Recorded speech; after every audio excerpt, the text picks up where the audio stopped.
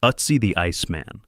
On September 19, 1991, German hikers Helmut and Erika Simon were crossing a high mountain pass in the Ötztal Alps when they noticed something dark protruding from the melting ice.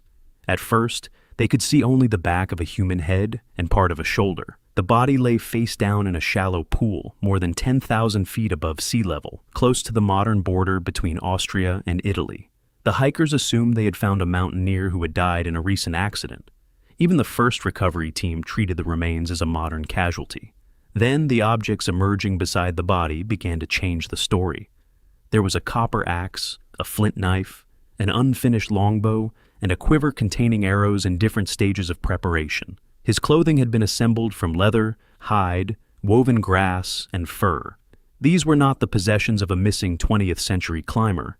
Radiocarbon dating placed the man in the Copper Age, more than 5,000 years ago. The ice had preserved not only Europe's oldest known natural human mummy, but much of the equipment he carried into the mountains during his final journey. Researchers named him Ötzi. He was about 45 years old when he died. His body carried signs of a difficult life. His joints were worn, his teeth were damaged. He had intestinal parasites and more than 60 small tattoos, many positioned near areas affected by physical strain. Yet none of this explained why he had died alone at such an extreme altitude. For years, exposure seemed like the simplest answer. Perhaps a storm had trapped him. Perhaps exhaustion had taken over. But in 2001, new X-rays revealed a triangular flint arrowhead buried deep in his left shoulder. A small entry wound was found in his back. The projectile had damaged a major artery beneath the collarbone and produced severe internal bleeding. The wooden shaft was missing, suggesting it had been pulled away or broken off while the stone point remained inside him. Ötzi had not simply collapsed in the cold. Someone had shot him from behind. The arrow was only one part of the evidence. A deep cut between the thumb and index finger of his right hand had reached the bone. The wound had begun healing, which indicated that it was probably received before the fatal attack. It resembled a defensive injury, the kind caused when a person raises a hand against a blade. His head also showed serious trauma, although researchers still debate whether he was struck or hit a rock as he fell. Inside his stomach, scientists found a substantial final meal that included ibex meat, red deer, grain, and a large amount of animal fat. He had eaten shortly before death. Whatever danger surrounded him, he had stopped long enough to prepare for the cold. These details suggest a sequence without revealing the full story. Ötzi may have survived an earlier confrontation, armed himself, eaten, and climbed toward the pass while someone followed. His unfinished arrows left him poorly prepared for another fight, yet his valuable copper axe remained beside him. Robbery, therefore, seems incomplete as a motive. The mountain preserved the victim, the weapon, and the final hours of a violent death, but it preserved nothing that could name the attacker. More than 5 millennia later, the oldest cold case in the Alps still turns on one question: who followed Ötzi into the ice, and why did they make certain he never came back? The Ampato Ice Maiden. In September 1995, anthropologist Johann Reinhard and Peruvian climber Miguel Zarate were exploring the upper slopes of Mount Ampato in southern Peru. The volcano rises more than 20,000 feet above sea level into air so thin that every movement becomes deliberate. Recent melting had destabilized an Inca ceremonial site near the summit. Below it, the climbers found a bundle that had fallen from the frozen shrine. Inside was the body of a young girl, still wrapped in finely made textiles after more than 5 centuries. She became known as Juanita, or the Lady of Ampato. She was probably between 13 and 15 years old. Unlike many ancient mummies preserved through deliberate drying or chemical treatment, Juanita had been frozen naturally. The cold protected her skin, hair, internal organs, blood, clothing, and stomach contents.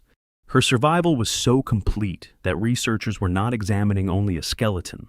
They were studying a person whose body still carried evidence of her health, diet, clothing, and final hours under the Inca Empire. The objects buried with her made it clear that she had not become stranded on the mountain. Juanita wore garments made from high-quality wool and was wrapped in a brightly colored burial cloth. A cap of red feathers had been placed on her head. Nearby were pottery vessels, food offerings, and small ceremonial figures fashioned from precious metal and shell. Each object had been carried to an altitude where ordinary life was nearly impossible. The burial was planned. The mountain was the destination. Juanita is believed to have died during a state ritual known as capacocha. Such ceremonies were conducted during major political or religious events, and at locations considered sacred. Children and adolescents were taken to important shrines, sometimes after traveling great distances through the empire. In Inca belief, high mountains were not empty landscapes. They were powerful sacred beings connected to weather, water, fertility, and the survival of communities below. An offering placed near a summit could therefore serve both religion and imperial authority. Medical imaging revealed the final physical evidence. Juanita had suffered a severe blow to the head. The damage included a major skull fracture and internal bleeding. The injury supports the conclusion that her death was intentional, but it does not reconstruct the entire ceremony. No written account identifies the people who escorted her up Ampato. No surviving record explains what she had been told, how she understood the journey, or whether she had been selected because of family status, appearance, political obligation, or some combination of those factors. The setting raises another mystery. Reaching Ampato required climbing through freezing temperatures with limited oxygen while transporting clothing, food, ritual objects, and the materials needed to construct a summit shrine. The participants were not improvising. They were following an organized system capable of moving people and sacred goods across extreme terrain. Juanita's clothing also connects her burial to the wider Inca world, suggesting that what happened on Ampato was part of something larger than a local ceremony. Her discovery changed an ancient offering into physical evidence. The preserved body confirmed that Inca power reached beyond roads, cities, and armies. It reached the highest mountains, where religion and government became almost impossible to separate. Yet the ice preserved the result of the ritual, not the decision behind it. Juanita can reveal what she wore, what was placed beside her, and how her life ended. She cannot reveal who first spoke her name before the journey, or why the empire decided that Mount Ampato required her life.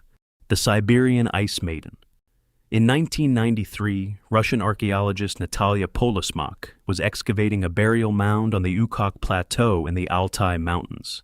Beneath a later grave, her team reached a wooden chamber, sealed inside frozen ground. Water had entered the structure centuries earlier and turned to ice. When the archaeologists began thawing the chamber, they found 6 sacrificed horses in elaborate harnesses and a coffin cut from a single larch trunk. Inside lay a woman who had been hidden for roughly 2,500 years. She became known as the Siberian Ice Maiden, the Princess of Ukhok, or the Altai Princess. None was her real name, and the title of princess has never been proven. She belonged to the Pazyryk culture, a nomadic society that moved across the Altai region during the Iron Age. The cold-preserved materials that normally disappear from archaeological sites. Wood, leather, felt, food, clothing, and human skin survived together, transforming the grave into a record of Pazyryk life. The woman was probably in her 20s when she died. She had been placed on her side and dressed with extraordinary care. She wore a yellow blouse made from imported wild silk, a striped wool skirt, tall white felt boots, and an elaborate headdress nearly 3 feet high. The silk suggested trade connections extending far beyond the Altai. Small tables held meat, while vessels contained food and drink intended for a journey that the Pazyryk believed continued after death. The most striking evidence remained on her skin. Tattoos covered parts of her arms and hands. One design showed a deer-like creature with exaggerated antlers and the beak of a bird. Other forms blended recognizable animals into creatures that did not exist in nature. Similar imagery appeared on Pazyryk objects, horse equipment, and other tattooed bodies. The designs may have expressed identity, status, ancestry, or spiritual protection. Without written records, their exact meaning remains unknown. Her burial was rich, yet it did not resemble the grave of a conventional warrior. She was interred alone and accompanied by 6 horses, but no collection of weapons established military authority. This led to competing interpretations. She may have belonged to an elite family. She may have served as a ritual specialist, healer, or religious figure. Medical examinations later suggested that she suffered from serious illness and injuries before death, but the precise cause remains debated. Even her title shapes the mystery, because calling her a princess implies a political rank the tomb cannot confirm. The excavation also created a modern dispute. Some indigenous Altai people regarded the woman as an ancestor and objected to her removal for research.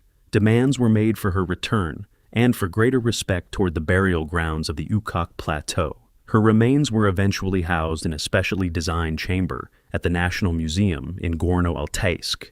But the disagreement exposed a question archaeology cannot answer through laboratory evidence alone: whether scientific access should outweigh the beliefs of living communities connected to the dead. The Ice Maiden's grave reveals long-distance trade, complex funerary engineering, animal sacrifice, and an artistic language written directly onto the body. Yet every clue produces another interpretation. Her clothing suggests prestige. Her horses suggest ceremonial importance. Her tattoos suggest an identity understood by her own people, but unreadable today. The ice preserved nearly everything that surrounded her, except the fact modern investigators most want to recover. Was the woman inside the large coffin a noble, a healer, a spiritual intermediary, or someone whose position had no modern equivalent at all?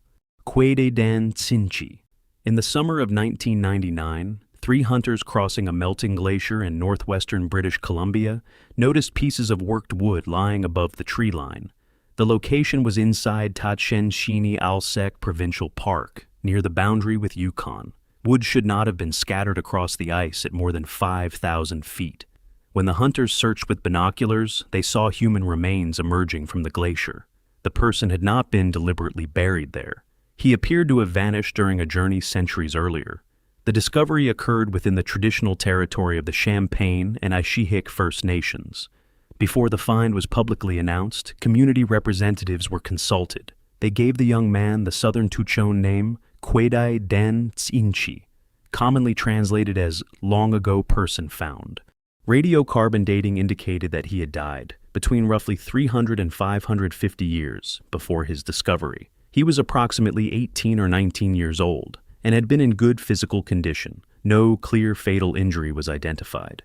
The glacier had damaged and separated parts of his body as it shifted, but enough tissue survived for detailed examination. His clothing included a robe made from small animal skins and a finely woven hat. Beside him were wooden objects: a walking staff, a knife, and equipment used to carry belongings. These were the possessions of a traveler, not objects arranged inside a grave. Their position suggested that he had been moving across the ice when something stopped him. The contents of his digestive system and the chemical record preserved in his tissues created an unexpected map of that movement. Much of his long-term diet came from the sea, particularly salmon, shellfish, and other coastal foods. In the months before his death, however, he consumed more terrestrial meat, suggesting time spent farther inland. Evidence from his final meals indicated another change. He may have returned to the coast and then begun traveling inland again. The glacier stood along a route linking coastal communities with the interior. Oral traditions from the region already described trade, marriage, and seasonal travel across mountain passes and glaciers. Kwäday Dän Ts'ìnchi provided physical evidence that such journeys were real. Yet his reason for crossing remained unknown. He may have been carrying goods between communities. He may have been visiting relatives, returning home, or following a route he had traveled before. With no obvious signs of violence, exposure, or an accident on the ice became the leading explanations. But the glacier preserved no final position that could establish exactly what happened. The most remarkable result came from DNA testing conducted with community approval. Samples from more than 240 volunteers were compared with the young man's maternal DNA. 17 living people were found to share his maternal line, and most identified with the Wolf clan. The anonymous traveler was no longer disconnected from the present. Scientific analysis had located members of his extended lineage living in the same broader region centuries later. After the research, his remains were cremated and returned to the area in accordance with decisions made by the First Nations connected to the discovery. The project became an unusual example of archaeology proceeding through cooperation rather than treating an ancient body as museum property. Yet, respect could not solve the original mystery. His food traces show movement between coast and interior, His equipment shows that the crossing was intentional. His body shows no obvious cause of death. Kwäday Dän Ts'ìnchi recovered his descendants in a place among the living, but the ice kept the destination of his final journey to itself, the Qilakitsoq Women. In October 1972, brothers Hans and Joachim Grunwald were hunting near the abandoned settlement of Qilakitsoq on Greenland's western coast when they noticed stones arranged beneath a rocky overhang. After moving part of the covering, they saw human faces and clothing. The bodies looked recent enough to be disturbing, yet the graves belonged to a community that had lived there centuries earlier. The brothers replaced the stones and reported the discovery. When archaeologists eventually excavated the site in 1978, they recovered 8 naturally mummified people from 2 graves. There were 6 women and 2 young boys. Radiocarbon dating placed the burials near 1475, during the period associated with the Thule Inuit culture. The bodies had not been artificially embalmed. Cold temperatures, dry air, and constant ventilation beneath the overhanging rock had removed moisture before decay could destroy the tissue. Skin, hair, fingernails, internal organs, and facial features survived. The dead appeared less like distant archaeological remains than members of a community interrupted in silence. Each person had been fully dressed and wrapped with care. Researchers documented 78 pieces of clothing, including sealskin anoraks, trousers, stockings, and nearly waterproof boots insulated with grass. Some inner garments were made with bird skins and feathers. Differences in color, stitching, and arrangement revealed both technical skill and deliberate design. These were not crude layers created only for survival. They were clothing systems adapted to one of the most demanding environments on Earth. Infrared examination revealed fine facial tattoos on several of the women. Lines ran across the forehead, cheeks, and beneath the chin. Similar tattooing traditions later appeared among Inuit women across the Arctic, but the exact meaning of the Qilakitsoq patterns remains uncertain. They may have signaled adulthood, family identity, social position, spiritual protection, or important stages of life. One young woman had no visible tattoos, raising the possibility that age or marital status influenced who received them. The bodies also preserved evidence of daily hardship.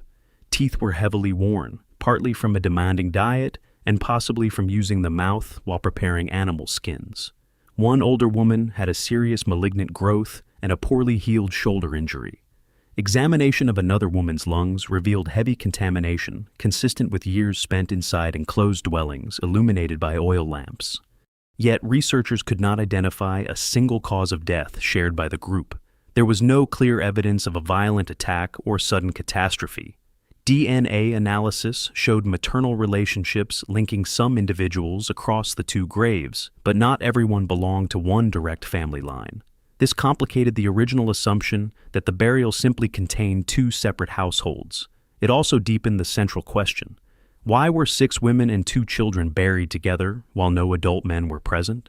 The arrangement might reflect deaths occurring close together, a grave reused over time, or social relationships that cannot be reconstructed from biology alone.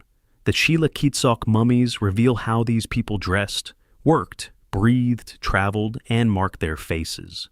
Their bodies preserve individual illness, family connections, and the physical cost of Arctic survival. But the evidence stops at the edge of the graves. Archaeology can identify what weakened some of them, but not whether disease, hunger, exposure, or separate events brought them together beneath the stones. The cold preserved 8 faces from the same community. It did not preserve the reason that no one returned to bury them anywhere else. The Pazyryk Chieftain. In 1947, Soviet archaeologist Sergei Rudenko opened the second of the great burial mounds at Pazyryk in the Altai Mountains. Ancient robbers had already entered the tomb and removed much of its portable wealth. Gold coverings had been stripped from carved objects, and the chamber had been disturbed. Yet the thieves had also created the condition that saved what they left behind. Water entered the damaged structure, froze in the mountain ground, and sealed the remaining contents inside a block of ice. At the center was the embalmed body of a heavily built man who had died between the ages of approximately 55 and 60. He stood about 5 feet 9 inches tall and had been placed inside a monumental wooden chamber. Archaeologists commonly describe him as a chieftain because of the scale of the burial and the quality of its surviving objects. but no written title accompanied him. His political position remains an interpretation built from the labor and wealth invested in his grave. The body carried evidence of a carefully controlled funeral. Internal tissues had been treated to delayed decay, allowing the dead man to remain recognizable before burial. Such preparation required anatomical knowledge, specialized materials, and people trained to use them. A ceremonial headpiece was found near him, decorated with a carved bird of prey holding a deer's head. A false beard made from hair, leather, and sinew was also recovered. Whether these objects represented authority, ritual transformation, or an identity assumed only after death is unknown. His skin contained another language. Tattoos covered large areas of his arms, legs, chest, back, and feet. There were mountain sheep, deer with extended antlers, a fish, running rams, and predators assembled from the features of different animals. 2 griffin-like creatures appeared across his chest. These images were not random decorations. Similar animal forms existed throughout Pazyryk art, yet their arrangement on his body was individual. They may have recorded rank, lineage, personal achievements, or spiritual affiliations. Infrared imaging later revealed details that had faded beyond normal sight. The body also preserved signs of violence. The man had suffered a fatal injury consistent with a blow from a Scythian-type battle axe, and his scalp had been removed. These details suggest that someone of considerable importance met a violent end.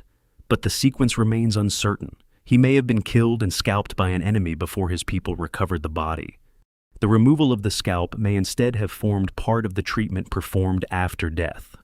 Archaeology can identify the damage, but not the intention behind it. The burial therefore contains 2 opposing stories. One is humiliation. A leader struck down, mutilated, and carried away from the place where he fell. The other is restoration. His community embalmed him, dressed his body, preserved his image, and built an enormous tomb to maintain his authority beyond death. Even the fantastic animals on his skin may have transformed wounds and mortality into a permanent statement of identity.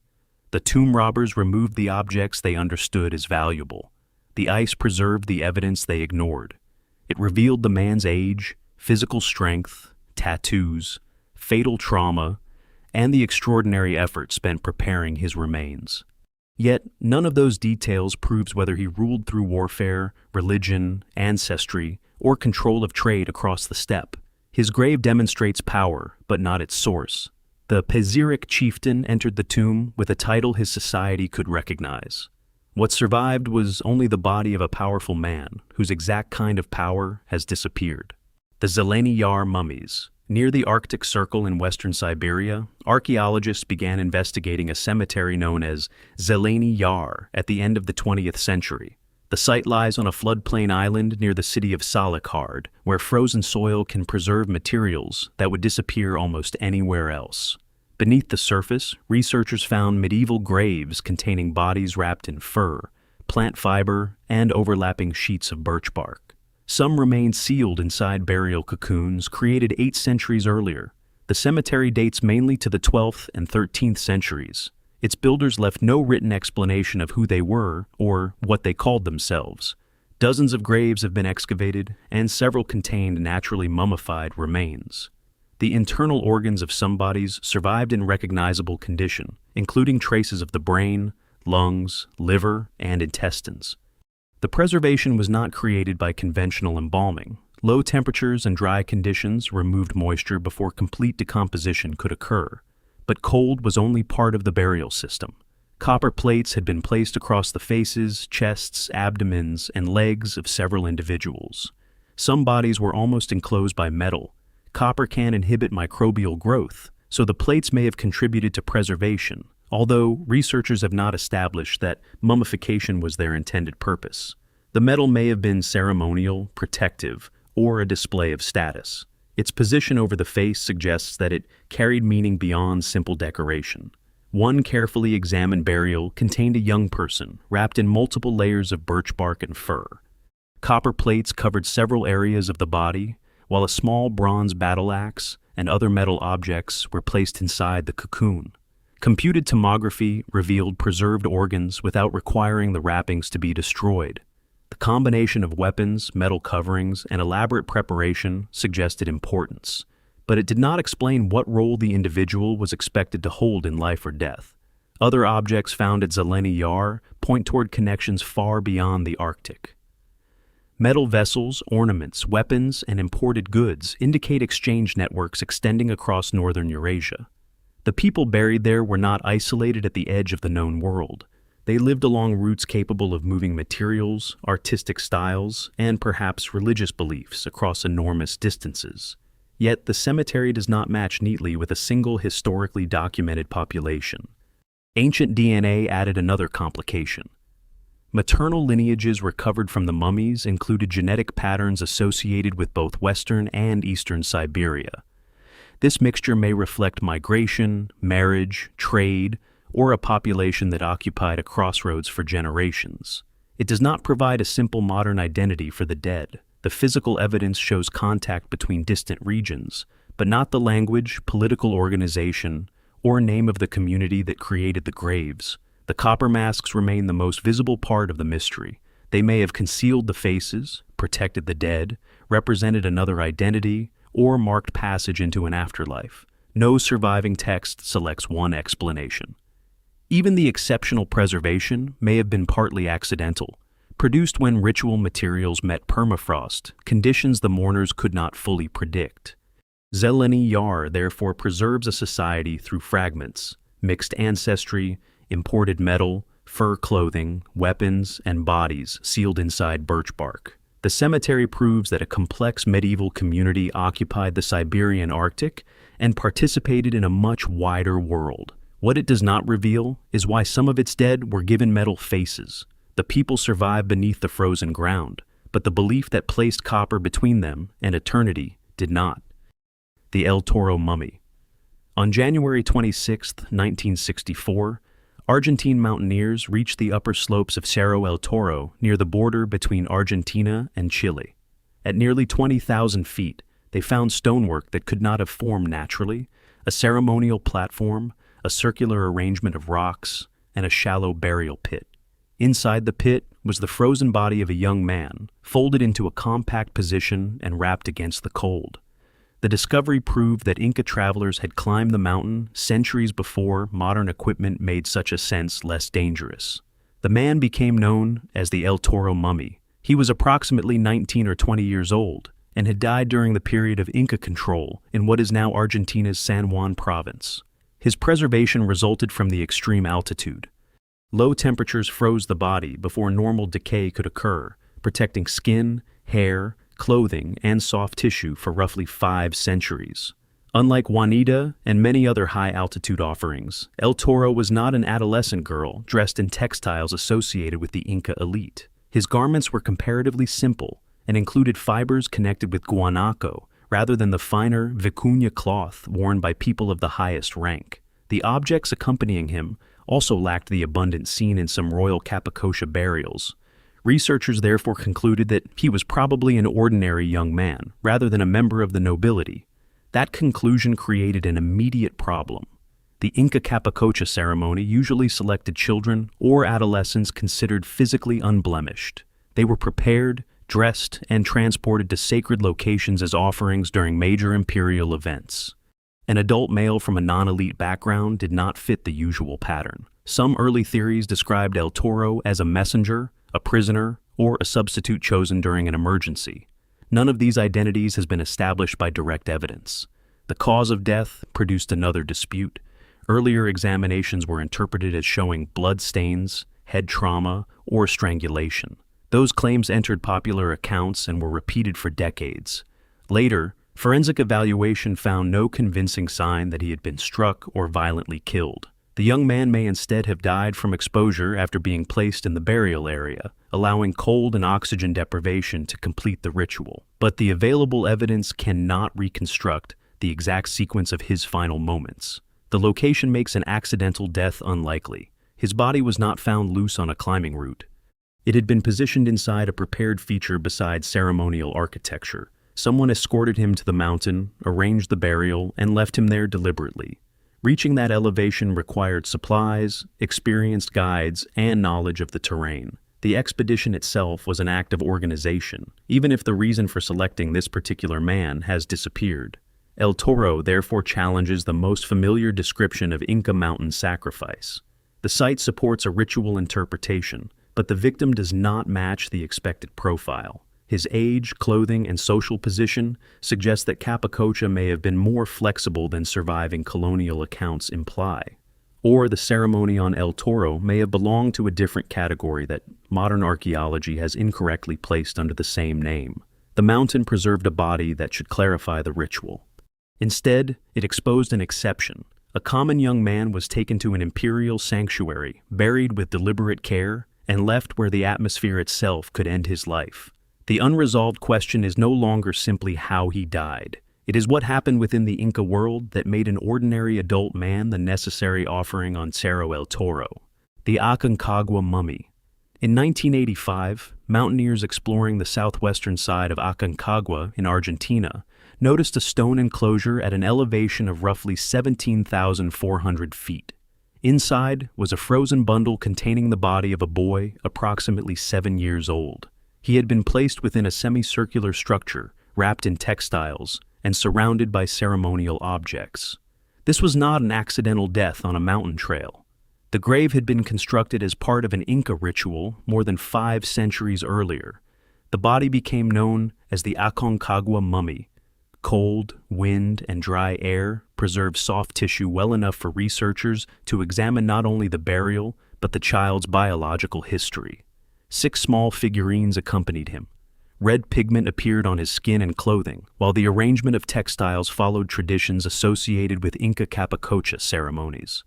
Every surviving element indicated preparation before the journey, yet the clothing did not point only toward Argentina. Some textile features were connected to the central coast of Peru, more than 1,000 miles to the north. Chemical analysis of the body added another layer. Isotopes associated with diet suggested major changes during the period before death. Earlier food sources included a strong marine component, while later meals contained more maize, quinoa, potatoes, peppers, and land animals. The shift may reflect movement from a coastal region into the highlands after he was selected for the ceremony. If that interpretation is correct, the boy did not come from a village near Aconcagua. He may have been transferred through the administrative and religious system of the Inca Empire. Roads, way stations, officials, attendants, and ritual specialists would have carried him south and then upward.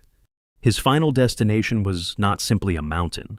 It was a sanctuary positioned near the southern limits of imperial expansion. Genetic research produced the most unexpected clue. Scientists recovered mitochondrial DNA from preserved lung tissue and identified a branch of haplogroup C1b that had not previously been recognized in modern genetic databases. Researchers labeled it C1bi. Related traces were later identified in only a small number of individuals from Peru and Bolivia and in an ancient person associated with the Wari culture, which existed before the Inca Empire. Additional analysis of his paternal lineage placed him close to populations from the Peruvian Andes. These results strengthened the possibility that the boy originated far north of Aconcagua. They also revealed a maternal lineage that has become extremely rare or may have largely disappeared from living populations. Colonial violence, disease, displacement, and later demographic change transformed the genetic landscape of South America, but the available evidence cannot identify exactly when or why this particular lineage declined. The ritual itself also remains incomplete. The burial confirms that the child was an offering, but it does not identify the event that required his death. Capacocha ceremonies could mark an emperor's death, a political transition, a natural disaster, or a request for protection and fertility. No written record connects the Aconcagua burial to one specific crisis. The figurines and textiles describe the ceremony without naming its purpose. The Aconcagua mummy therefore preserves 2 journeys. One was physical, possibly beginning near the Pacific coast and ending high in the southern Andes. The other was genetic, beginning thousands of years before the Inca, and surviving today only in scattered traces. The empire recorded neither journey in words. It recorded them in a body placed beneath stones. The unresolved question is why this particular boy, carrying an ancestry already rare, was transported across such an enormous distance to become the offering that Aconcagua demanded. The Chañi Mummy. In 1905, an expedition climbing Nevado de Chañi in northwestern Argentina found a frozen body near the summit. The mountain rises more than 19,000 feet above the provinces of Jujuy and Salta, and has long been regarded as sacred by Andean communities. The remains belong to a boy approximately 5 to 7 years old. Textiles and ceremonial objects indicated that he had been placed there during an Inca Capacocha ritual roughly 5 centuries earlier. The body became known as the Child of Chañi. Extreme cold and dry air had naturally preserved the remains until they were removed from the mountain. Instead of remaining near the community and landscape connected to the burial, the body was transported more than 1,000 miles to Buenos Aires. It eventually entered the collection of the Juan B. Ambrosetti Ethnographic Museum, operated by the University of Buenos Aires. For early 20th century researchers, the Child of Chañi was an archaeological specimen. His preservation offered an unusual opportunity to examine an Inca mountain offering at a time when few frozen bodies of this kind had been studied. But the language of scientific possession concealed another interpretation. Indigenous communities in the Puna did not regard him as an object from an extinct civilization. They regarded him as an ancestor whose relationship with the sacred mountain had been interrupted. That disagreement lasted for generations. The museum preserved the body, but preservation did not answer whether it had the moral right to keep him. Scientific research can establish age, health, clothing, and ritual context. It cannot independently decide whether the dead belong to the institution that stores them, the nation that claims them as cultural property, or the living communities that recognize them as family and spiritual elders. In 2014, indigenous representatives began a formal effort to secure his return. Communities including El Angosto and Sol de Mayo argued that the removal had separated an ancestor from his territory. Negotiations continued for years, while museums across the world faced increasing pressure to reconsider the collection and display of indigenous human remains. The case was no longer only about what researchers could learn from the body, it was about who had been denied authority over it. In May 2026, after 119 years in the museum's custody, the University of Buenos Aires formally returned the Child of Chañi to Cola communities in Jujuy.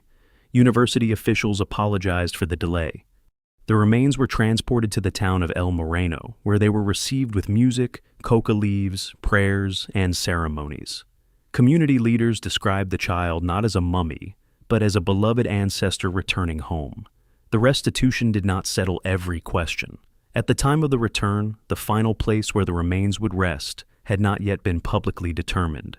Scientific institutions still held records and knowledge produced while the body was under museum control. The communities received their ancestor, but they could not reverse more than a century, during which others decided how he would be handled, studied, and described. The Chañi Mummy therefore raises a mystery that does not belong entirely to the Inca past. His original selection for sacrifice remains unexplained, but the modern history of his body is documented with uncomfortable clarity.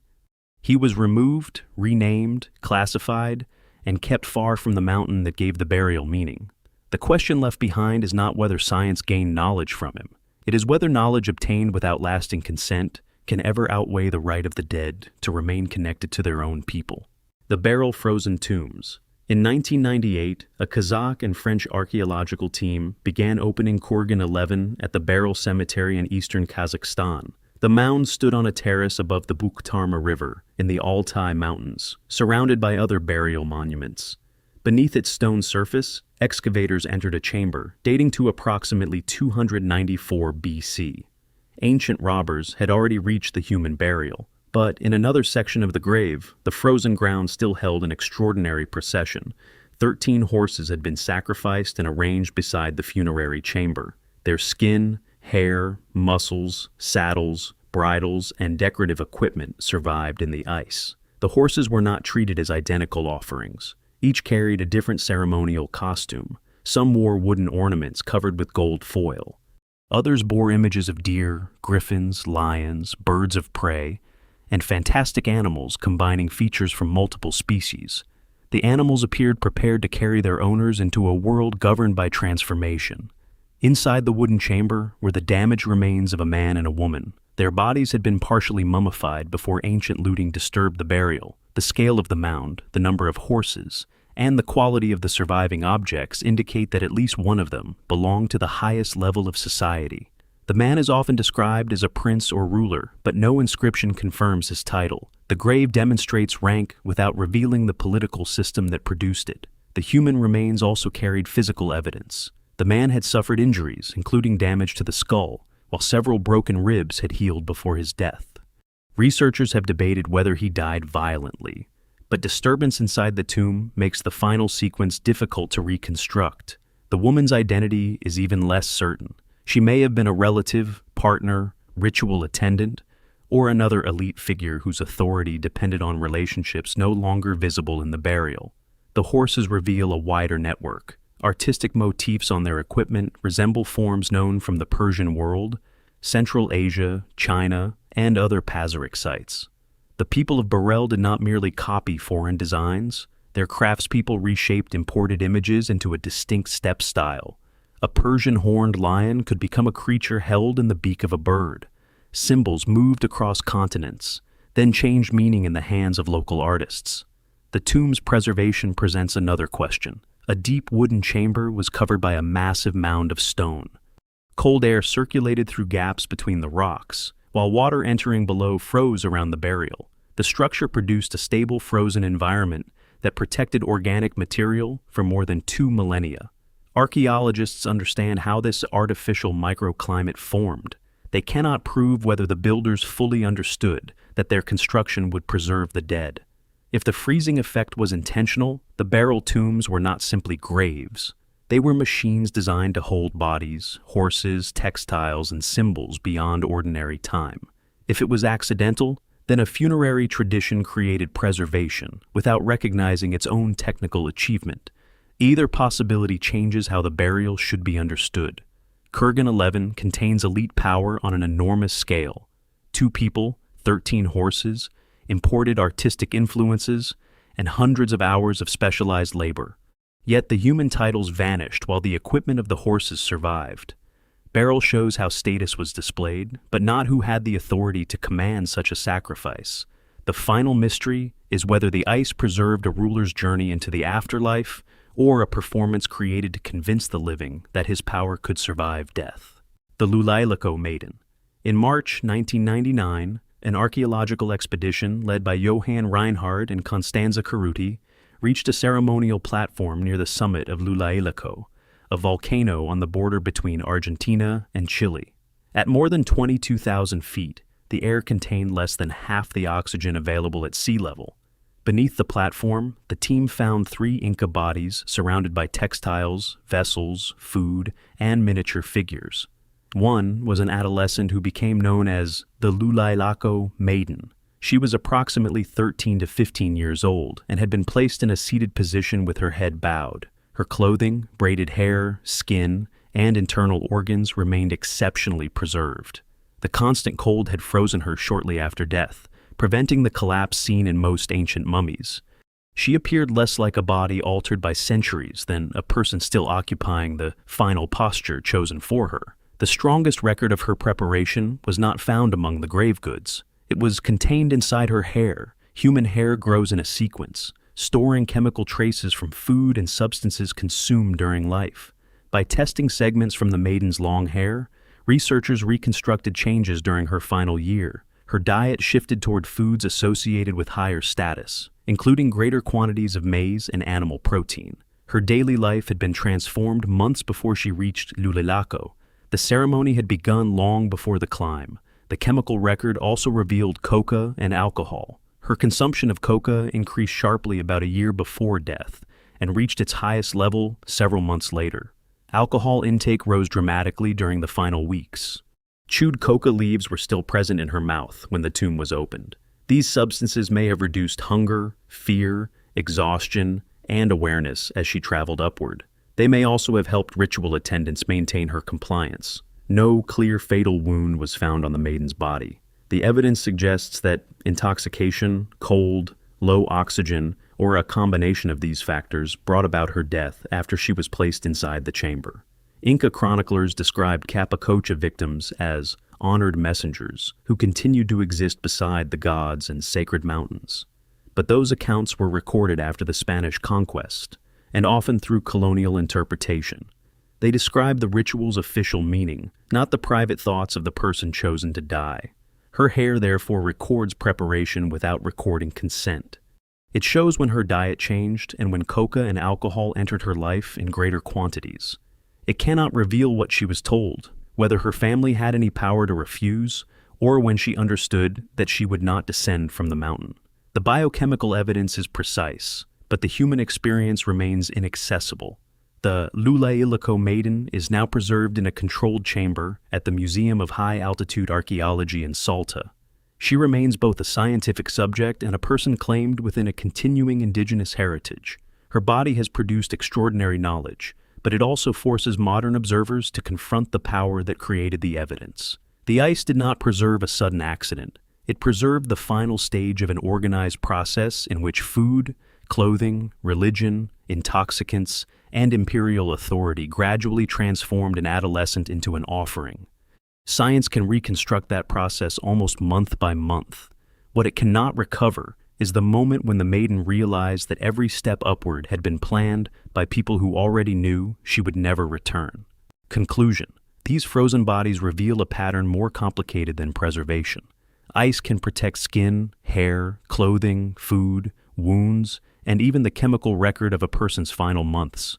But it cannot preserve motive. It cannot identify an attacker, explain a tattoo, name a forgotten ruler, or tell whether someone taken to a sacred mountain understood what had been planned. The institutions that later controlled these remains often treated them as discoveries before recognizing them as people. Bodies were removed from graves, transported across countries, examined, displayed, and classified under names they never carried in life. Some investigations produced extraordinary knowledge. Others damaged context that could never be restored. Recent repatriations show that scientific custody is no longer accepted as an automatic right, especially when living communities regard the dead as ancestors rather than specimens. Another threat is now emerging. Glaciers and mountain permafrost are retreating. Bodies and tombs sealed for centuries are being exposed to water, heat, erosion, looting, and rapid decay. Archaeologists may discover more frozen remains in the coming decades, but each discovery will arrive with less time for careful decisions. The race will not only be to recover evidence, it will be to decide who should study it, who should protect it, and when it should be left undisturbed. The deepest loss would not be a missing artifact. It would be the destruction of a human story before science and descendant communities can determine how that story should be told. Ice has acted as an archive without judgment. As it disappears, the final mystery is whether the living will treat what emerges as evidence to possess, ancestors to honor, or people who still deserve both truth and dignity.